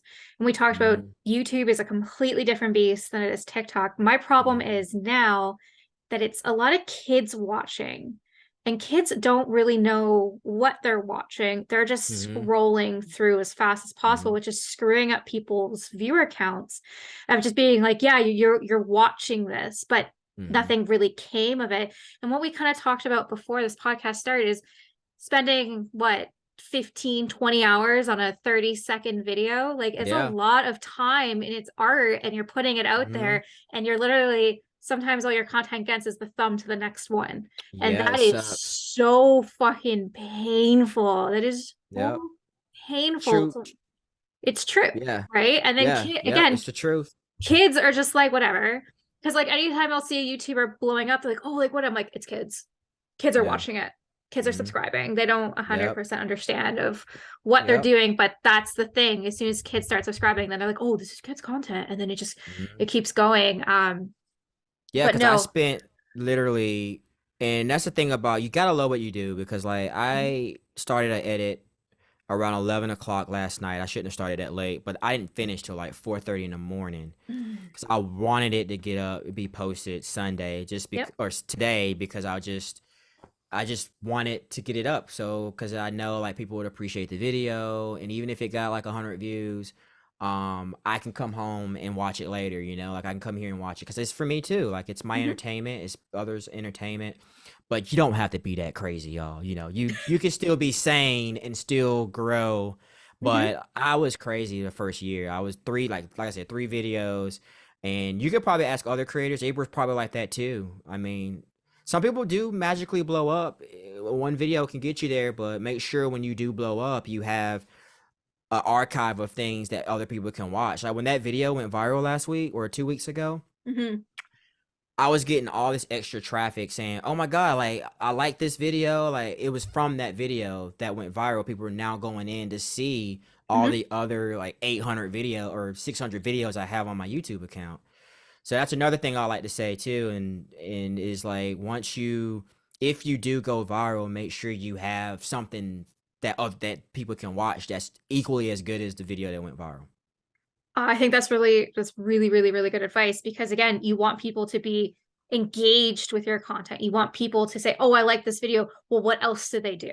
What Mm-hmm. else can I watch? Oh, they do this. Oh, I didn't realize it was this Yeah. person. Oh my gosh, I've seen this video before, but I didn't know it was that." That's very Mm-hmm. common in the engagement side. Like, oh, I didn't Yep. know that was that person. Or that name, Mm-hmm. that tag, like that's Yep. him. Dag Like dag. Yep. dag, Yep. that's him, right? So Mm-hmm. it's just kind of having those little like catchphrases or Yep. branding of who you are makes you Right. stand out. Like for me, for this podcast, I got a lot of hate the first season because of the name. It's just my name. Well, sorry, Mm-hmm. my Sims name. Yeah. Saucy Yeah. J Unplugged has nothing to do with Sims. I just like the name. They're like, well, Yeah. how did we know it's a Sims podcast? I'm like, because it literally says Saucy J Unplugged, a Sims podcast. You just Right. have to read the whole name. They're like, well, then who are you? And why do you get to name a podcast after yourself? I'm like, Yeah. because I pay the bill and Right. Exactly. I can name it whatever I want. And Right. I chose this name. Exactly. And now you're about to be what, 2 years old now with the podcast. two See? 2 years old and There almost we go. 100 episodes in. See? That's I awesome. I can't believe I'm almost 100 And episodes. not a lot of people make it to their 100th episode. So you should be proud of yourself. That's a Uh, milestone that a lot of people don't hit. I'm very, very excited. Actually, well, I'll talk about it a little bit after of what because I'm Hmm. going to do a special, a Okay. very, very special 100 That's episode. awesome. But anyways, a couple more questions for you. I'm going to wrap it up Okay. because Yeah, we're yeah. coming up to almost the 2 hour mark, and Whoa. I Okay, could okay, keep okay. I could keep doing this. I feel like Yeah, me yeah. and you could just do a podcast together. Yeah. Totally. Well, actually, Totally. I have podcast questions. So I saw that you Yeah, have yeah. Okay. you talked about podcasts. Hmm. You had a Hmm. podcast in '08, which and I was in grade 9. Yeah. But you have a more recent one that came out Hmm. last year, and it was a very positive one. What's it like? Because I know what it's like to be a podcast host, but Yeah. what are your interpretations of being a podcast host? Um, it just depends on what I'm doing. Like, with this podcast, it's kind of like I'm more comfortable being able to just vent. I like to call Mhm. when I do the I call it the Narcast social Narcast hour. Mhm. And it's basically about me dealing with like mental health and just Mhm. adulting kind of like what is it like being having or dealing with high blood pressure, or what is Mhm. it like having anxiety, what is it like going viral for the first time, and what is it like going 30 days with no alcohol, just stuff Mhm. like that, because I just feel more comfortable because I just feel like um I can just vent, because it's like, and Mhm. then when I have the only thing that for me I think is the hardest really is again the analytics. But other than that, like as a podcaster, it's just like my comfort zone. It's like when I'm behind a mic, I just feel like I'm home. Like I'm this is me. I can just be myself. I can just like talk about whatever it is as long as I'm knowledgeable about it, and I just feel comfortable. This was my dream when I was a kid. I've always wanted to be on the radio, but that dream was taken away because I had no experience. Oh wait, I was on the radio for like 6 months. I did do a gospel channel, but station, but I don't listen to Christian music like that. But the opportunity kind of fell in my lap, so I did it, and that's when I fell in love with radio. Hmm. And the opportunity didn't come, so I was just like, I'm gonna try it. I'm gonna just do my own thing with music. If I was the first one in 2008, I did it for almost 10 years. And then I did a MMA podcast with a buddy because he wanted to do his own podcast. I knew nothing about MMA. And then I did one called the Social Holiday Hour, which was like we just talked about the holidays, like National Hmm. Pancake Day and stuff like that. And then I turned that into a solo podcast because she ended up moving to LA, and it was just harder to do a podcast because she was just so busy with work. So Hmm. I liked the title, so I asked her if it was okay if I kept the Social Holiday title, and here we are, the Narcast Social Holiday Hour. And I love it. When I get a chance to do it, I love podcasting. It's my favorite thing Uh, to do. can you talk to me about Pancake Day? Now I know what it is. It's Fat Tuesday. It's Shrove, Yeah. but like it's coming Well, up. It's right around the corner. is it? I honestly just made that up because that's the type of stuff we talked about. Like we Yeah. talked about like National Pizza Day, and then we talked about like just anything pizza. It's crazy how much you can talk about stuff. Like for example, pancakes. Like for me, I would say I'm more of a waffle guy, so I would rather do a national waffle day than pancake day because pancakes too soggy when you put syrup on them, It's true. and but it just depends because my fiance makes amazing pancakes. Homemade pancakes are where it's at. Oh, 100% homemade pancakes where it's at. Mhm. My future in-laws bought me a waffle maker for Christmas. If you don't think we've been having Mm. chicken and waffles Oh my from goodness, that's the scratch best. all the time now, The oh, best combo. I'm literally thinking we should just I was like, I might make waffles tomorrow. Oh, that's gonna be nice. Oh, I might. Oh, I know what we're having for breakfast tomorrow. I'm gonna convince my fiance to make some waffles. Mm, Yes, yes, yes. All right, that's what's yes. Okay. up. But no, I like that. So podcast for me, I was very intimidated. I had never done anything like this to start. This Hmm. actual so my job, I used to do what was called client spotlights, where I would interview them on projects that we had done. So Hmm. actually, at the beginning of this podcast, you would actually hear me saying client spotlight and then having to go over my sorry simmer spotlight because I was just so used to saying Hmm. client. Now when I Yeah. do client spotlights, so I'm like simmer client spotlights. Simmer Um, clients. simmer Love it. clients. But I agree, it's freeing that you can kind of Hmm. just say what you want, Hmm. and either people are gonna like it, people are not. I have had a lot of negative feedback about this podcast, nothing but the guests. It's more just me being annoying, lippy, too much swearing, not pretty, voice for radio. I've definitely See, gotten that one. then that's the thing. It's like, and that's why I like the fact that there's going to be a podcast for everybody, Mm, and there's going to be a simmer content creator for somebody. We're yeah. not fit to be pleasing to everybody. Like, I mean, not everybody's going to like my content or my podcast, and I've always accepted that. Yep. And but they're the people that do are the Mhm. people that I want on to be listening.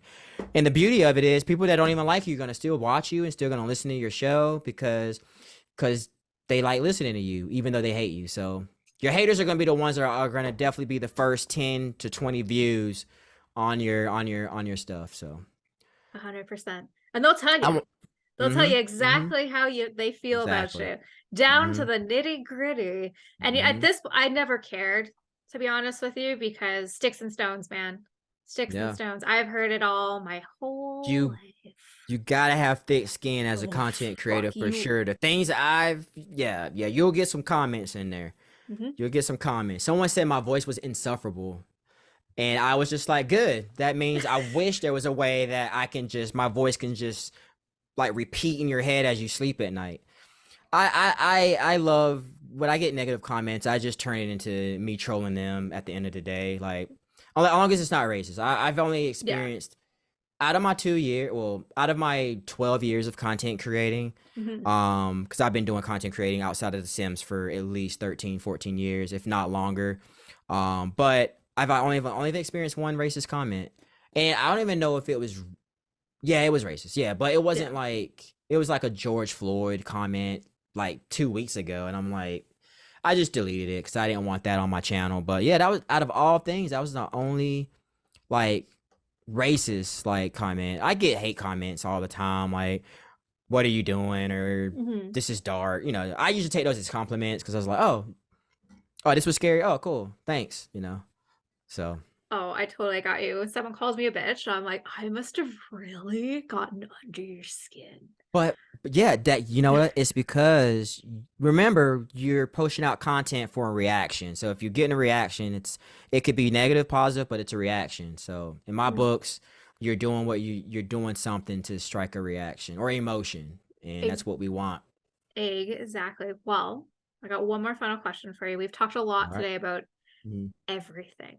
Um, what tips and tricks could you give to anybody who wants to start off being a podcaster, being basically doing the TikTok reels, YouTube videos, literally any wisdom or Mhm. guidance that you want to share? I would honestly, this gonna sound so cliche, and I'll try to keep it brief, but I'm gonna be honest with you. Just start, because the hardest thing is starting, because there's so many ideas of like, oh, I want to have a podcast with my friend, or I want Mhm. to pick up a camera and start taking photos of food, or I get that a lot sometimes, or I want to start filming events and stuff like that. I don't have the equipment for it, or I want to start a YouTube channel, but I don't know where to start. I just like, look, just start. Just at least record your first episode Mhm. and post it, and then Mhm. record your second one. Because Mhm. if you can get your first one of whatever it is posted, then you've done what a lot of people haven't done yet, and that's just starting. I think Yeah. once you start, that's when it depend on what your goals are. Like, I just want to start to document some of my content. I want to start just because I want to practice a new skill set. Then I would just say repetition.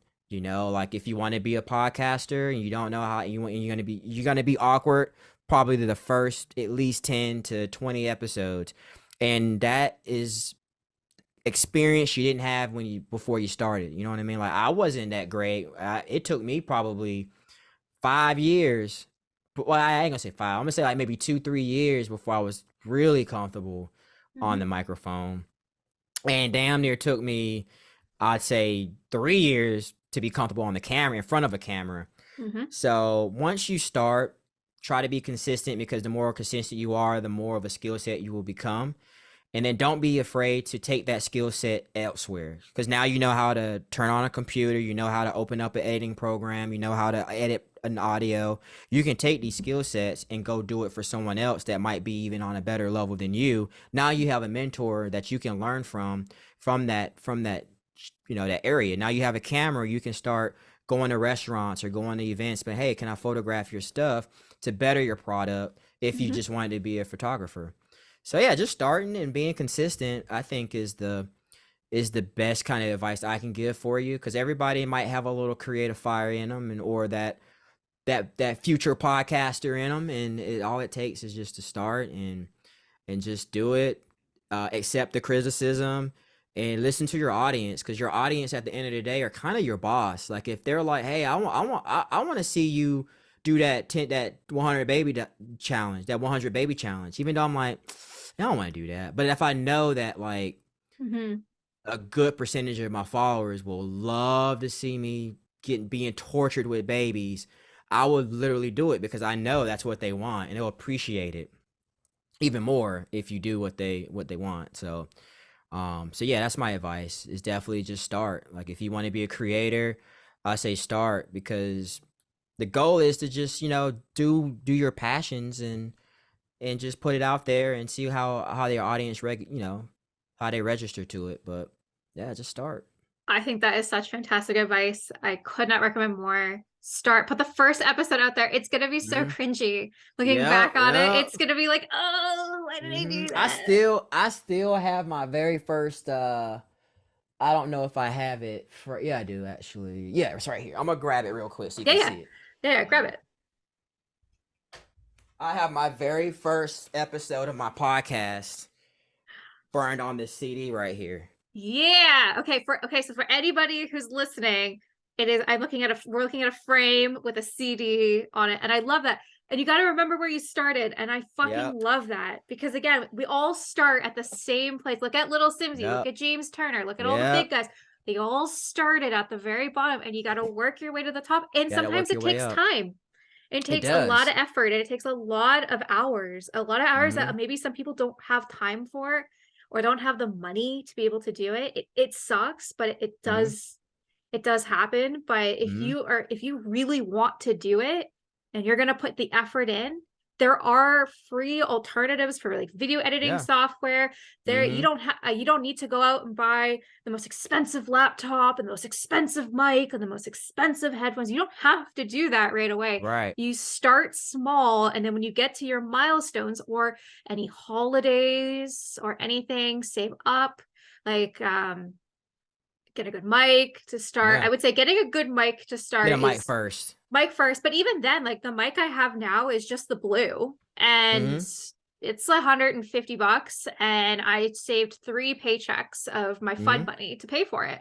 And I wouldn't look back. I was literally saying today, I was like, best $150 I've Mm-hmm. spent for this, And if for you everything I starting do. out and you want a podcast, just use your if you have an iPhone, just use your iPhone headphones that has the mic in it, and Mhm. just record your audio to your phone, Yeah. and that's actually pretty decent quality audio just to start out. Mhm. And they got nowadays they have decent USB mics that are like you can get under $100 that you could probably plug right into your computer and at least get started with that through free audio recording software. So, Mhm. no, it's there. It's Oh, it's there. there. You just got to take a look. Well, I want to say it has been an absolute pleasure getting to sit down and talk This to you was today. fun. We got to get you on radio. Like we got to get you on Yeah. radio. I don't know how we're gonna do it because I'm Canadian. You would be so perfect for like one of like our morning DJs. Like I would listen to Yeah. you in the morning, like with how to do it if you I'm had a telling morning you, show. it was definitely a dream of mine for the longest time, and I was like I said earlier, I was like, I would just create my own. I'll create my own opportunity, Mhm. and then we'll go from there. And I have no regrets not being able to do it because I still created my own outlet. So, Exactly. But Canada, if y'all listening, hey, y'all need a DJ. Let me know. Yes, go hit them up. Why don't you tell everybody where we can find your socials and your YouTube channel and your TikTok page? Yeah, I do have a personal YouTube channel as well. That's Jannard. That's if you really want to get into my journey with my health. You can follow me there. But all my sim stuff is Nardvillain, Nardvillain. That's on TikTok, Twitter, YouTube, Twitch. Also have a Reddit channel, and my Discord is also like Nardvillain or something like that. And then Nard Sims on Instagram, and everything else is Nardvillain, even on I Facebook. I love that. Well, Nardvillain, it has been an absolute pleasure getting to sit down and Thank talk to you. you today. You are welcome back here anytime. Let me know. I, I'll do a roundtable with you. oh my, well, Let me know. that's actually what we're gonna talk about after this Okay. podcast is over. I have a couple roundtables that you may be interested in Okay. joining. But it's been an absolute pleasure. I'm very much looking forward to your Pizza Hooters, Yes. your 100 baby challenge, Not and ready for that one. I best be seeing photos tomorrow of your breakfast. Yes. We'll do. Yeah. We'll do. We'll do. Well, anyways, absolute pleasure. And please go check out Nardvillain. He's an absolute treat. Please, please, please, if you're looking for a different type of Sims content to watch on TikTok that's not a speed build and not a cast, not saying anything negative about those are also phenomenal in their own right. But if you're just Yep. looking to have a good giggle and just laugh, please go check out his content. You will not be disappointed. And like I said it again, it has been an absolute pleasure. And I hope you have a great rest of your night. Thanks. You too. Dag dag. Dag dag.